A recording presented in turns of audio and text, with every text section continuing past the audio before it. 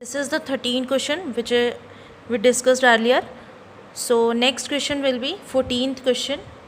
Now in 14th question, the statement is in a group of students, 100 students know Hindi.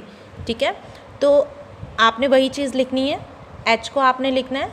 It is a set of those students who know Hindi. ठीक है, और इसी तरह से आप ई को भी बता देंगे कि हमने ये कौन सा सेट लिया है जहाँ पर इंग्लिश पसंद करने वाले, इंग्लिश जो जानते हैं वो स्टूडेंट्स हैं. ठीक है, क्वेश्चन के अकॉर्डिंग आपको दिया हुआ है हिंदी जो पसंद करते हैं, हिंदी जो बोलते हैं वो हैं 100 स्टूडेंट्स, जो इंग्लिश पसंद करते हैं वो हैं 50 स्टूडेंट्स, एंड जो दोनों पसंद करते हैं वो हैं 25 स्टूडेंट्स. और आगे एक लाइन लिखी हुई है, ईच ऑफ स्टूडेंट नो इधर हिंदी और इंग्लिश. मतलब क्या है कि सभी जो स्टूडेंट्स हैं या तो वो हिंदी जानते हैं या फिर इंग्लिश जानते हैं.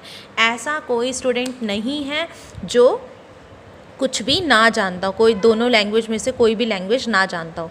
इट मीन्स जो सभी के सभी स्टूडेंट्स हैं वो कहाँ पर हैं, इस पोर्शन में इंक्लूड होते हैं. मतलब यूनिवर्सल सेट के सभी एलिमेंट्स जो हैं इस यूनियन में इंक्लूड होते हैं. मतलब इस केस में जो यूनिवर्सल के एलिमेंट्स हैं, जो यूनिवर्सल सेट में नंबर ऑफ एलिमेंट्स हैं वो आपके यूनियन के इक्वल होंगे.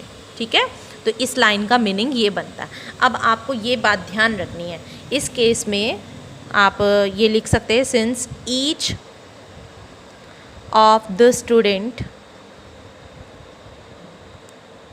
No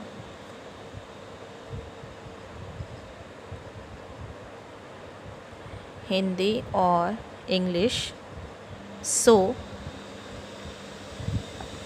cardinal number of universal set is equal to cardinal number of H union E, इसके इक्वल होगा. ठीक है, इसके बाद इसको हम यूज़ करेंगे फर्दर. हमें फाइंड क्या करने को कहा है, how many students are there in the group. पूछा गया है कि ग्रुप में स्टूडेंट्स कितने हैं, यानी कि आपसे क्या पूछा गया है, या तो आप यूनियन निकालेंगे या फिर universal.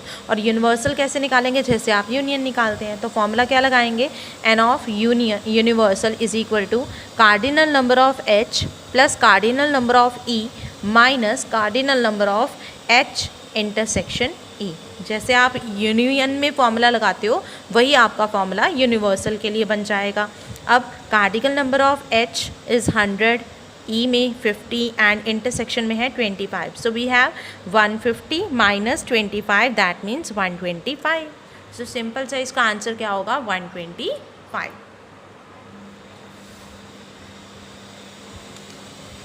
Now the next question जो है आपके हैं 15th and 16th question are very very important question.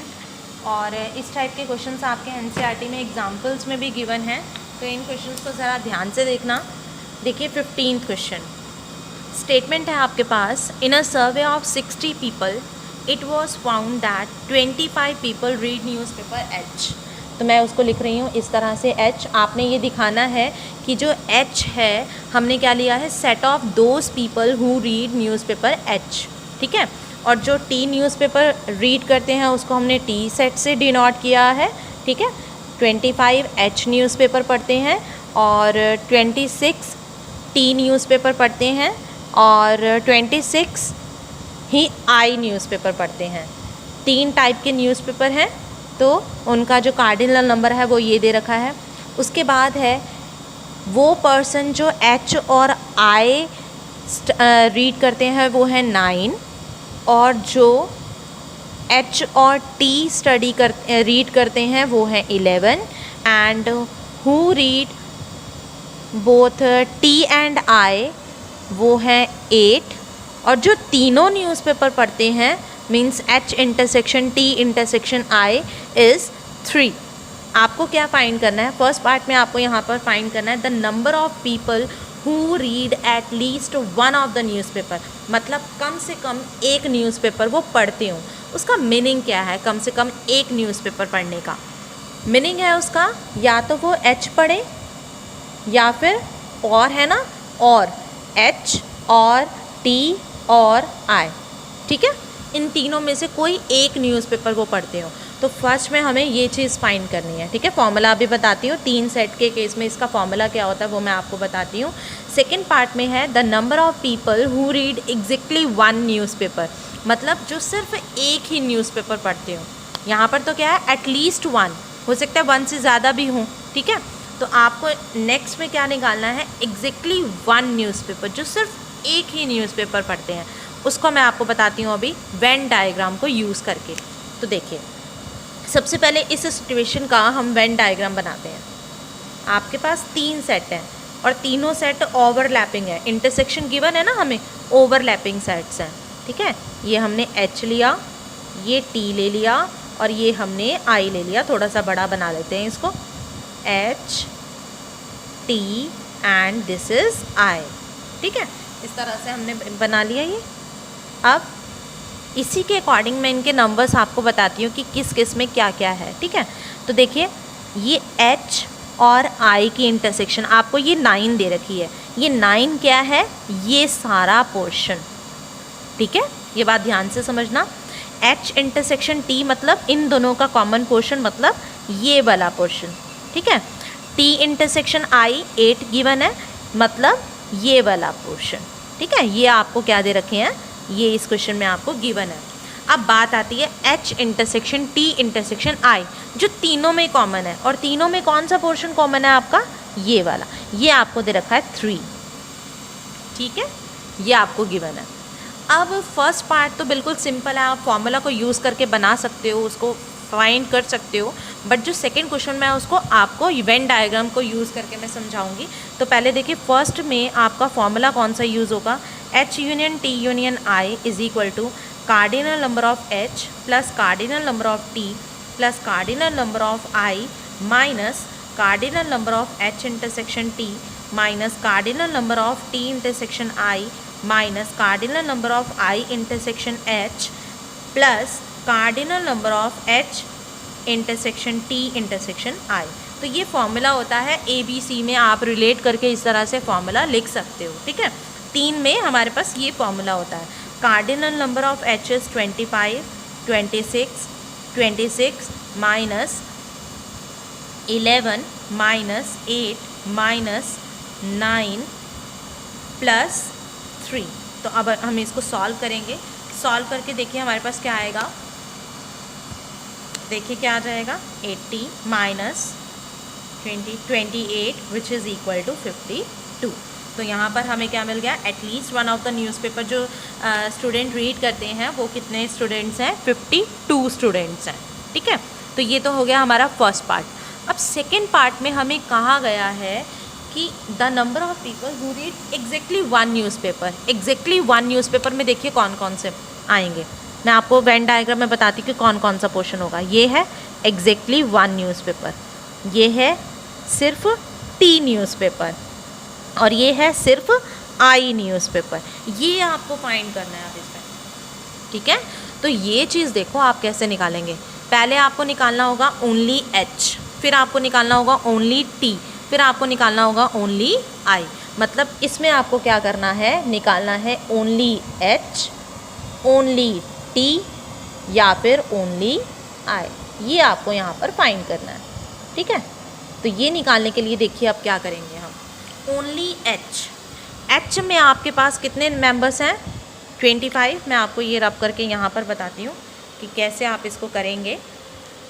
पहले हम निकालेंगे cardinal number of only H, मतलब जो सिर्फ H को रीड करते हैं। अब H को, जो सिर्फ H को रीड करते हैं वो ध्यान से देखना। उसको निकालने के लिए सबसे पहले हमें ये वाला पोर्शन भी निकालना होगा। अब वो देखिए कैसे निकालेंगे। मैं इसको नाम दे देती हूँ A, B एंड C। इसको नाम दे दिया हमने A, B एंड C। अब ध्यान से देखना, ये जो A है आपका, ये कैसे निकलेगा, इस पूरे में से अगर हम 3 को माइनस कर दें, ये पूरा क्या है, H इंटरसेक्शन T, ठीक है। H इंटरसेक्शन T में से आप क्या माइनस कर देंगे, 3। तो देखिए H इंटरसेक्शन T क्या है, 11 माइनस 3 कर दिया तो क्या मिला, 8। मतलब ये जो छोटा सा पोर्शन है ना, ये क्या है, 8, ठीक है। उसके बाद B देखिए ये वाला पोर्शन कैसे आएगा, जब इसमें से हम 3 माइनस कर दें। अब ये पूरा क्या है, H और I का, ठीक है।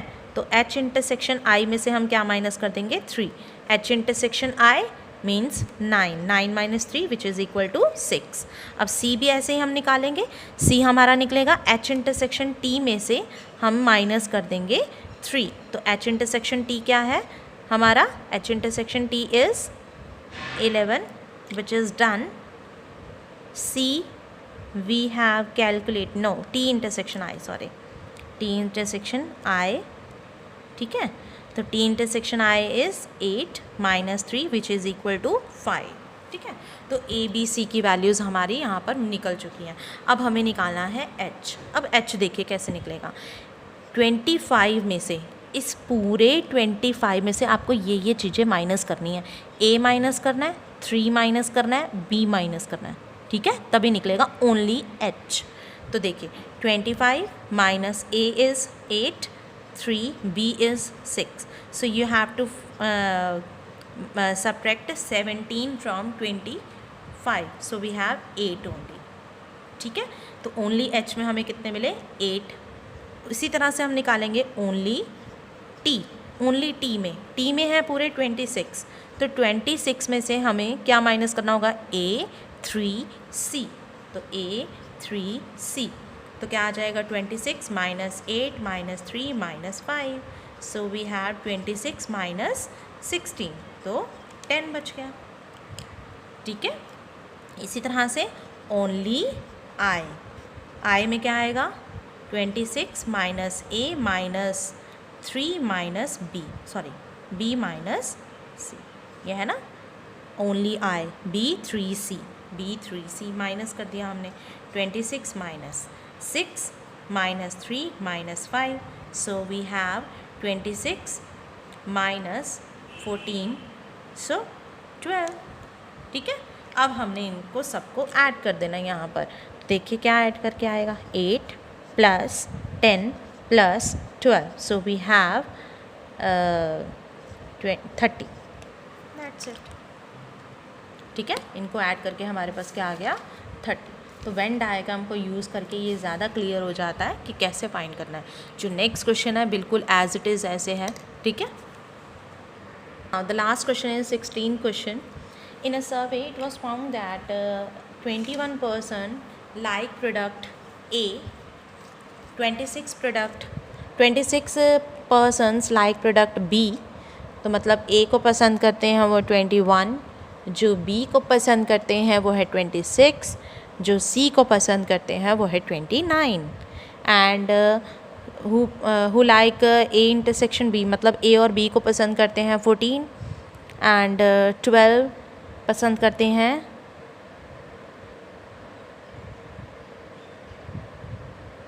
12 पसंद करते हैं मतलब C एंड A, ठीक है, और 14 पसंद करते हैं B एंड C, ठीक है, ये दिया हुआ है। तो आपको और क्या दिया हुआ है 8 लाइक ऑल द 3 प्रोडक्ट्स, मतलब A भी B भी और C भी, ऐसे कितने हैं 8 पर्सन्स हैं जो तीनों को पसंद करते हैं। You have to calculate who like only product C, ये आपको फाइंड करना है जो सिर्फ C को लाइक करते हैं। तो अब देखिए ये कैसे हम फाइंड कर सकते हैं, तो इसको भी मैं वेन डायग्राम बना के आपको समझाती हूँ कि कैसे करना है इसे। तो A B and this is C, ठीक है। अब A में आपको दिया हुआ है 21, B में है 26, C में है 29, और इंटरसेक्शन में भी गिवन है, और ये जो स्मॉल सा पोर्शन है उसमें 8 एलिमेंट्स, ठीक है। अब आपको यहाँ पर बताना है कि ओनली C में कितने एलिमेंट्स इंक्लूड होंगे।